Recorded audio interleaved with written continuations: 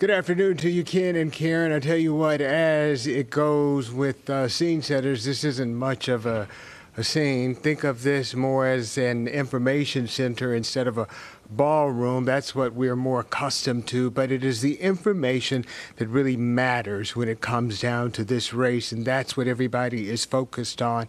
Can John Cornyn win this race? And that's what we are here to find out. You know, for 23 years, he has been manning this post as a U.S. Senator, and he intends to keep that streak going if he can get through tonight and through November, and that's what he is trying to do. But he is up against a very formidable challenger in Ken Paxton, who came out of nowhere. You know, folks were saying that, you know, Cornyn wasn't conservative enough. He wasn't MAGA enough, and he aligned himself with President Trump, even going across the aisle with President Trump and trying to sign on to some things that Trump wanted him to sign on to, but that still didn't work. President Trump gave his endorsement to Ken Paxton, and we will see if that will work in Paxton's favor or if it will backfire and work in Cornyn's favor.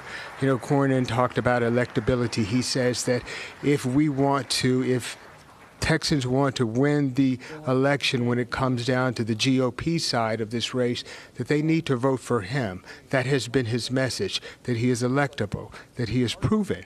And we will see if he will be able to get that message across to voters and if they heard him, especially in a runoff where the numbers tend to be a little smaller when people come out to the polls. We'll see how that turns out.